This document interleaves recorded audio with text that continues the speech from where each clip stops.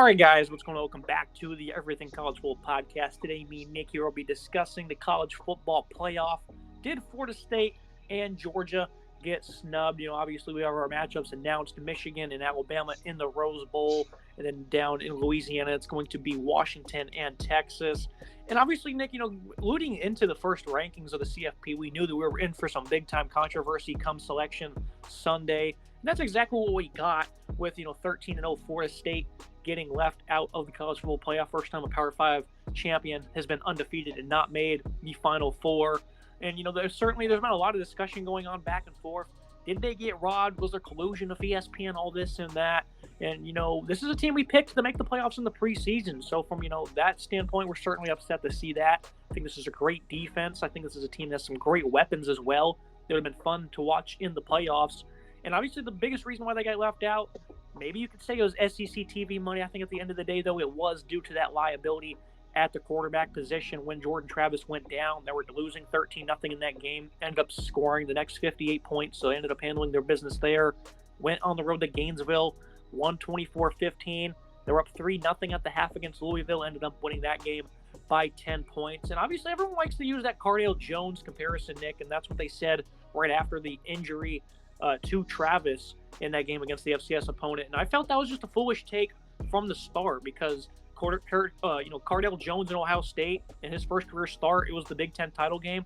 They went out and beat 13th ranked Wisconsin 59-0. They clearly proved the quarterback position was not a liability for them. Florida State, they had two opportunities to do so. And it's a very tough situation to be thrusted into, Nick. It's not their fault one bit, but consciously you just cannot say they are a top 4 team in college football, especially when you have Texas doing what they've did the last 2 weeks, Alabama knocking off the number 1 team in the country. 224 yards of offense with Tate Rodemaker. Brock Glenn got the start against Louisville. 219 yards of offense there.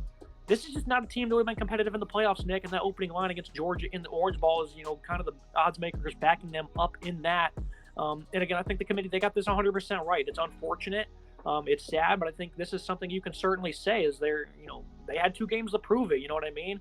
And Jordan Travis even said that himself that this is a team that's more than just one player. I disagree, Jordan. That is not true. After these last 2 games, they had opportunity to prove it, just like Ohio State did. One team did, the other one did not. I think this is certainly what the committee needed to do. They got the job right and got the job done by selecting Alabama over Florida State. I certainly feel for Florida State fans. I want to preface anything I say by saying I feel badly for them. If I was a fan of Florida State, I'd be absolutely livid if this happened to my school and my alma mater. This would be a disappointing thing to see. This is an interesting way to kind of send off the 4-team playoff. In the era of the 4-team playoff, we really, in my opinion, only had 2 years where there was serious controversy and debate over which teams make the playoff. I know people like to point to the COVID year and talk about A&M, Notre Dame, but I really think that was a pretty clear answer for Notre Dame being the one to get in because they had the best win by beating Clemson at home. You compare the 2014-2015 playoff and this playoff, that's when you really have the 2 closest comparisons of teams missing out, in my opinion, because you had 2 co-champions of the Big 12 in TCU and Baylor that both missed out. Baylor had beaten TCU in the regular season. Baylor had a bad loss at West Virginia on the road, which is what really put the nail in the coffin for them and led to Ohio State getting in after the Cardale Jones situation, which, again, is not a really fair comparison talking about Cardale Jones compared to this current situation with Florida State because, like you said, Ohio State went out and absolutely stomped Wisconsin in their title game. They won 59-0. They really showed that they had the chance to prove that they could go for a national championship. And we saw it when they beat Alabama in the Sugar Bowl, and they ended up winning the first ever national championship in this college football playoff era. I think Florida State, you couldn't put Florida State in. The strength of schedule at 55 for me, by and large, the farthest away in terms of any strength of schedule of a team that made the playoffs. The next lowest was 35 with Michigan, who won their conference, was unbeaten, and beat Ohio State, which is the best win compared to that. Florida State's best win would probably be LSU at a neutral site. I think the win against Ohio State is definitely weighs more for Michigan. You can't leave Alabama out with a 5 strength of schedule, in my opinion. They really went out there and they beat the teams they had to after losing to Texas. This team is a lot different than the team you saw in September that lost in Tuscaloosa to Texas. It was really down to Alabama and Florida State. I really don't think Texas was that really close to missing it because Texas did their job as well.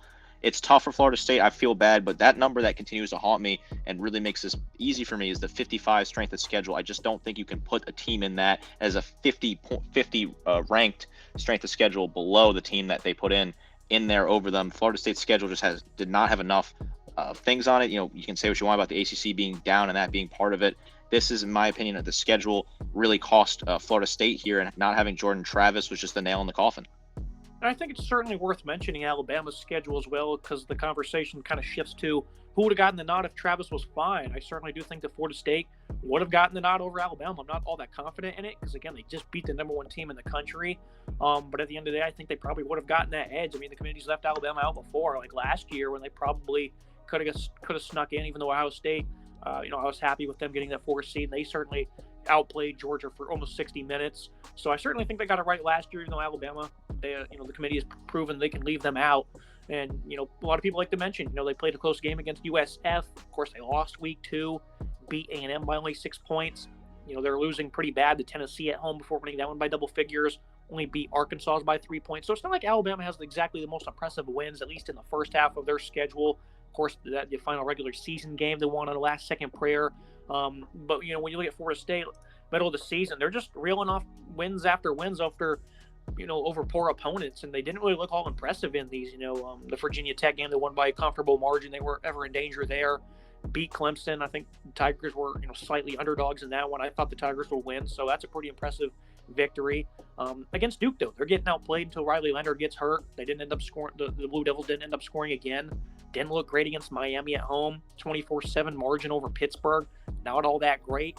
And, of course, the last 2 of the year, they had a chance to impress. The Florida Gators, obviously, they're not a bowl-eligible team. They're going into the swamp. You could have made a statement there. And then, only a 10-point victory over Louisville, where Jack Plummer pretty much gifted them the victory there. Again, I think the committee got this one right, Nick. It's unfortunate because I would have loved to see this team play in the playoffs. I really felt like with these, pass catchers and defense, they really could have made something happen. But, without the quarterback, you just could not consciously put them in there. I do ask you, though, if they were undefeated with Travis, let's say they win the last 2 games of the regular season by double figures, would they have gotten the nod over Alabama? I think they have to get the nod over Alabama at that point. It would be a tough thing. I think it would be a close coin toss. I think it'd be closer than people realize. Alabama having one loss to Texas obviously was damaging to them. And at that point, I really don't think you could put Alabama in over Texas because they do honor the head-to-head, which is very important to note, right? The head-to-head is a very key situation here. Alabama with the 5 strength of record, right, or schedule, you want to look at that, compare it to the 55. People are going to talk about the Jordan playing at Jordan Hare and limping out of that. Prior to that, though, Alabama had looked really impressive, in my opinion, and they looked really great in the second half against Tennessee. Second half against LSU, they looked great, especially that first half. They blitzed Kentucky on the road. I know Kentucky kind of fell off at the end of the season, but they blitzed Kentucky on the road. And Georgia, in my opinion, Georgia was really never entirely in the game in the SEC title game. Alabama kind of controlled proceedings throughout the day. I know they were down early, but they were right where they wanted to be. And especially in the second half, Georgia had really no identity on offense, and Alabama just kind of controlled it. They ended up getting some scores on the goal line, but Alabama limited the big plays, and they put Georgia in check the entire day. A really poor coaching job by Kirby Smart, in my opinion. If Florida State goes out and beats Louisville, by, let's say, 15-20, I think you have to put them in at that point based off that. But you were like you were saying, even with Travis, they weren't looking super impressive against the like of Duke, Pitt, even Miami. They looked fantastic against those teams. I don't really know who I would have picked. I think Florida State's got to be the team that gets the nod at that point because they are unbeaten, the Power 5 conference champion. But it would have been very close. This was a decision that was much easier with Travis's injury. I'm thankful as an Alabama fan that this is how it kind of worked out for Alabama, but it would have been a very interesting talking point and would have made this debate even 10 times stronger. It's already a very strong debate, but Travis being healthy and Alabama getting in over Florida State would have made this debate very much intense. Again, the only thing I'll reiterate is they just needed to prove that QB was not a liability. They did not prove that, and I think this should be a pretty finished conversation. I understand we're at 13-0, but that's just kind of how it played out with the injury to their quarterback. Now looking at Georgia, I certainly think with the Alabama and FSU debate, Georgia certainly being left out makes a lot of sense. And the only reason we're going to talk about it is because they went from 1 to 5, Nick, and obviously the cards fell in the completely wrong directions if Georgia wanted a shot to be in the playoffs. But this is a team that certainly trailed a lot this year. I think it was 8 of their games they trailed in. They went to Jordan Hare themselves and had to escape that one late. Completely throttled Kentucky the next week. They had some issues in the first half with Vanderbilt. First drive for the Gators, they scored. Pretty much put them away, though. I believe they trailed by double figures at one point to Missouri.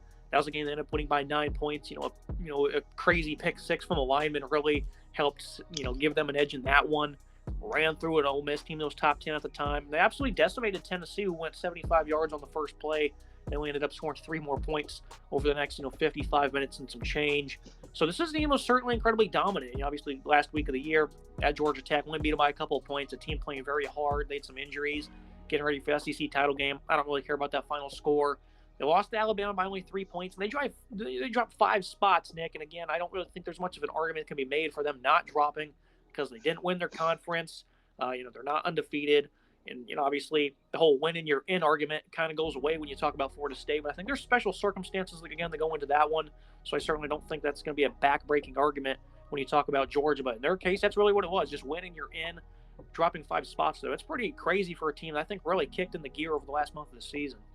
Dropping 5 spots is definitely a massive drop. I believe the stat was no team that was ranked 1 at the final CFP ranking missed out on the college football playoff. Correct me if I'm wrong on that, but I believe that is the stat. So that is certainly something to keep an eye on. In any other year other than 2014, this Georgia team would have been in with 1 loss because there just would not have been strong enough conference champions outside of that. So it would have been a situation where, if Alabama wins, Georgia would still backdoor their way in with just the 1 loss to the Tide.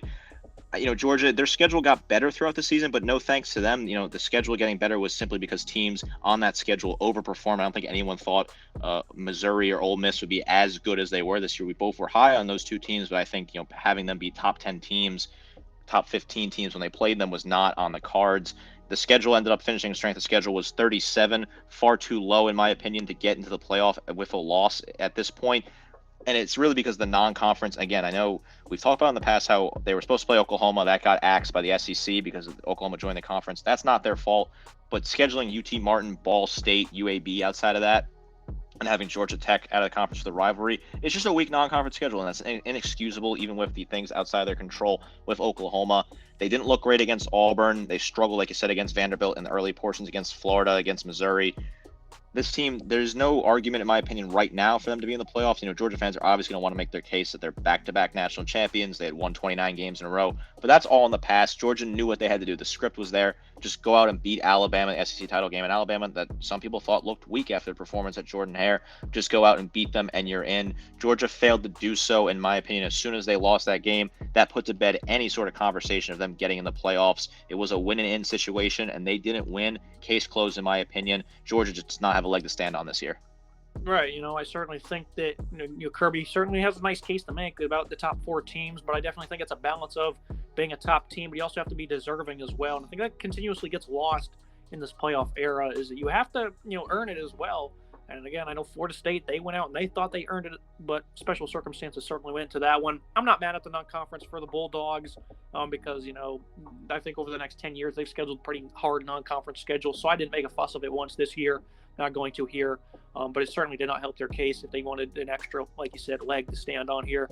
So I think Georgia at 6, falling 5 spots, pretty outrageous, pretty crazy. That's just the reality of how it went this year. Michigan, Washington earned their spots. Texas clearly proved they're a good football team, even beating 4th-ranked Alabama, who beat Georgia. So I certainly think that's just how it falls, and that's why there's certainly an importance on winning these games. And I know I kind of sound like a broken record with Florida State winning their games, but Georgia played much tougher opponents throughout the year. So I think Georgia probably had a better case than maybe Florida State at this point in time. I think that's all I want to add here, Nick. I don't know about you and what else you want to say. I certainly think, again, the committee got it right. Very tough circumstances. It would have been a perfect year for the 12-team playoff. I think, moving forward, we're going to have plenty of exciting football. We're going to have plenty of undeserving teams in the playoff moving forward, though. So if people want to complain, I guess we'll just see what happens over the next coming decade or so. Anything else you want to add? Yeah, I was going to say exactly that. Next year, this would have all been a moot point because Florida State and Alabama would have played their way in. Georgia would have played their way in as well. With the 1 loss, there was no chance that you would leave Georgia out with 1 loss. They would have been in the top 12, certainly at 6.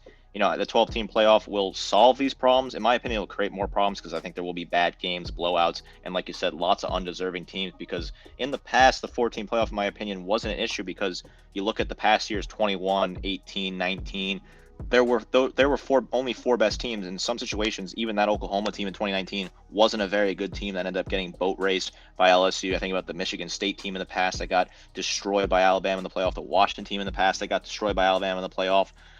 Notre Dame in the past has looked poor in the playoff, Ohio State, Clemson, teams like that. So I think that it was tough to find 4 deserving teams every single year. It just, when it does happen, you get that controversy like this year in 2014. It really kind of stands out in people's minds and makes you think, oh, we need 12.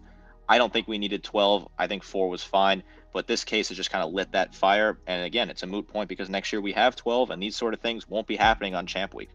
Yeah, no doubt. Year after year, it seemed like there's only 3 deserving teams. Last year, Michigan beat Ohio State by 20-plus points. They ended up getting into the postseason anyways. I did pick them to beat Georgia in their semifinal game, though, so I don't want to, upset any fans by any means. But they weren't really deserving at that point, even though they certainly proved they belonged, and I'm happy they did. But like you said, typically there's not many deserving teams.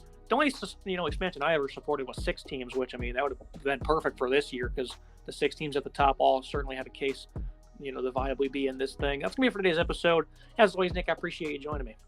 Yeah, absolutely. I think this is a very interesting case study to look at for college football. And as we move into this new era, again, it's something that's not going to be an issue anymore. I agree with you. I think 6 was a number, 12 is too much. And obviously a year like this, 6 would have been perfect.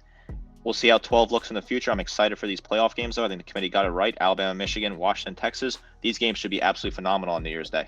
Make sure you guys like, comment, subscribe. See you next time. That's never easy.